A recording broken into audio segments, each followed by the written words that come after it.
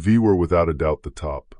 Predators, a species that had emerged from the depths of the galaxy to conquer, through sheer might, cutting-edge technology, and an unrelenting belief in their own supremacy. They stood over 7 foot tall, reptilian, muscular, wrapped in thick, scaled armor designed for both protection and intimidation. Their gaze was icy, rapacious, their jagged, serrated teeth were constant reminders they were carnivores engineered to inspire fear.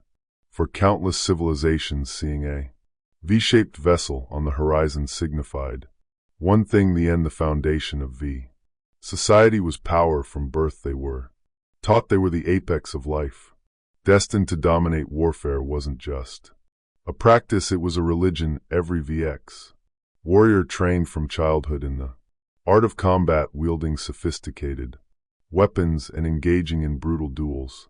Mercy was weakness, compassion was a flaw.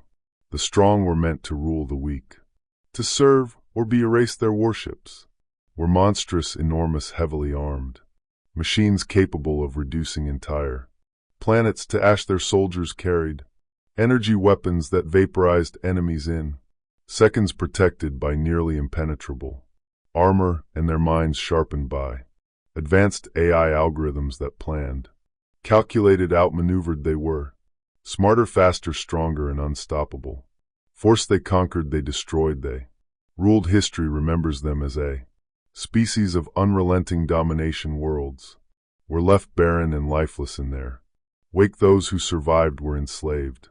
Resistance, futile, brave rebels were wiped from memory. The V didn't just crush opposition, they erased it. But after so many victories they grew restless, bored, hungry for a new challenge. And then they found us humans, a species on the fringes of the galaxy, weak, disjointed, divided by borders and ideologies. Their technology was primitive, their culture chaotic, their unity questionable. To the V, Earth was nothing more than another trophy, an easy conquest, the next mark on their galactic belt of supremacy. The RA leaders of the V Empire met in their grand battle chambers and approved the invasion, a routine mission they thought, just another when no resistance expected. What could humanity possibly do? But there were whispers, a few scholars' voices, often ignored, warned of humanity's tenacity, of their history, wars, catastrophes, famines, disasters.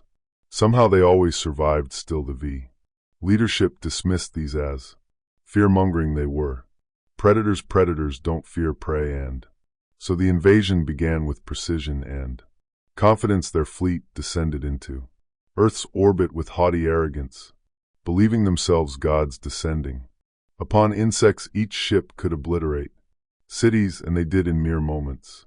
Major urban centers, military bases, and communication hubs were annihilated. The V thought they were watching the beginning of the end, but humanity didn't break. They didn't flee in terror. They organized secondary and tertiary networks, activated emergency protocols, drilled for decades, sprang into action. Civilians volunteered, soldiers mobilized.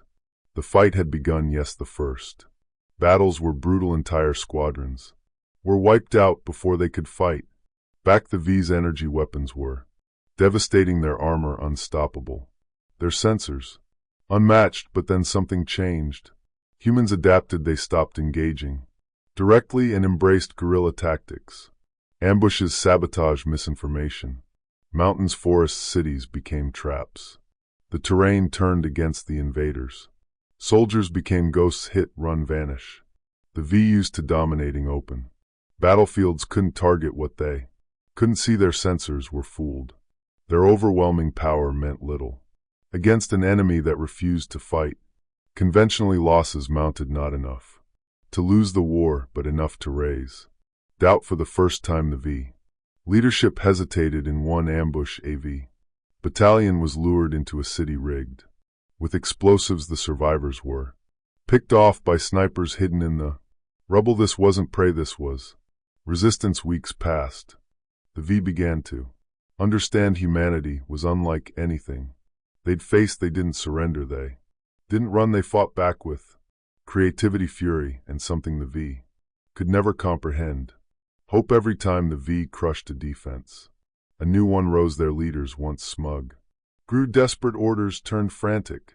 Confidence gave way to confusion. They had underestimated humanity. They expected a quick, decisive win, but what they found was a species forged in hardship, built to endure, driven to survive. Humanity had turned their planet into a war zone, using Earth itself as a weapon. Storms became cover for raids. Cities became mazes, mountains became fortresses, and as the V tried to press forward, they discovered something terrifying. They were no longer the hunters, they were the hunted. Human tacticians studied their every move, found weaknesses, exploited them. The V's inflexible strategies, designed for overwhelming force, failed in the face of human unpredictability.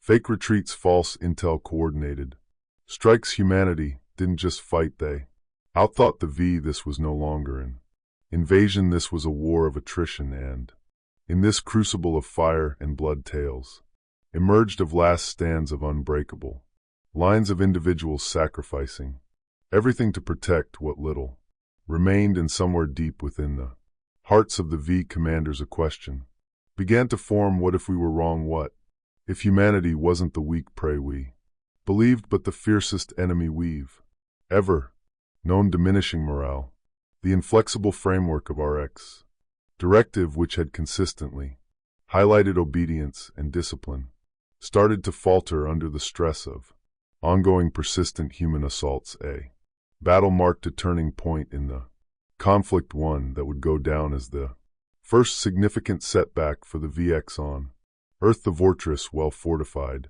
positioned carefully to manage a vital supply route, was targeted. A well-planned human attack, a tactical masterpiece. Human brilliance. After studying the defenses of the stronghold, carried out a sequence of actions that isolated the VG garrison and disconnected their reinforcements with a blend of sabotage, diversion, and direct assault. Humanity successfully broke through the stronghold's barriers and eliminated it from within. The destruction of the fortress sent shock waves through the V ranks. For the first time in their long history of conquest, they had been defeated in a way that could not be disregarded. Leaders who had once thought of humanity as mere prey were now forced to acknowledge a powerful foe. Humanity had not only survived the initial onslaught, they had begun to push back with an intensity the VX had never anticipated. Nevertheless, this loss signaled a change. The overconfidence that had defined the V's invasion was slowly replaced by doubt. VX commanders began questioning their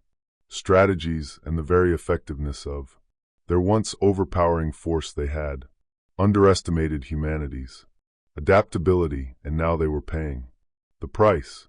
The V found themselves on the defensive, compelled to reassemble and reevaluate in the face of an increasingly dangerous human threat. But as the V withdrew to reconsider, the humans pressed their advantage, refusing to give their enemy time to recover. What began as a last-ditch defense had become a counterattack, one that was advancing. The power dynamic had shifted, and along with it the very nature of the war. The V, the undisputed predators of the galaxy, were beginning to realize something unthinkable. They weren't unbeatable. They were now up against a species that wasn't just willing to fight, but one that thrived on it. This terrifying realization sent new waves of uncertainty and fear through the V. The idea of being overcome, of becoming the prey, shook the very foundations of their society. The unimaginable was happening, and in desperation the V turned to more vicious methods, unleashing their most destructive strategies. They brought their scorched earth tactics to Earth. Whole cities reduced to smoldering ruins. Hospitals, schools, shelters once off limits in conventional warfare became primary targets. It was an attempt to break humanity's will, to induce such terror that resistance would seem futile. But this time it didn't work. Humanity was different. Rather than breaking their spirit, the V's brutality only hardened it. The world watched in horror as the atrocities mounted, and in that horror they found unity. Nations that had once been divided by borders, politics, and pride, now stood together, forged by a shared purpose to protect their home. The Vi had underestimated the complexity of human resilience. They were now confronted by a force that grew stronger with every horror inflicted upon it. Where the V expected surrender, they found only resistance. From shattered cities to isolated rural villages, the resistance spread. It became a force the VX had not foreseen. In reaction to the V's escalating brutality, humanity adopted psychological warfare. Propaganda spread hope, sabotage struck vital V supply lines, false intelligence created chaos and paranoia among the V commanders. The once mighty predators, now plagued by doubt and fear, cracks began to form in the V's hierarchy, a command structure once unified, now splintered under pressure. The invincible machine of conquest was stalling. The hunters were now being hunted. Their confidence, once physical and ideological, had been shattered and replaced by one haunting question: are we losing this war? The conflict reached a boiling point, a final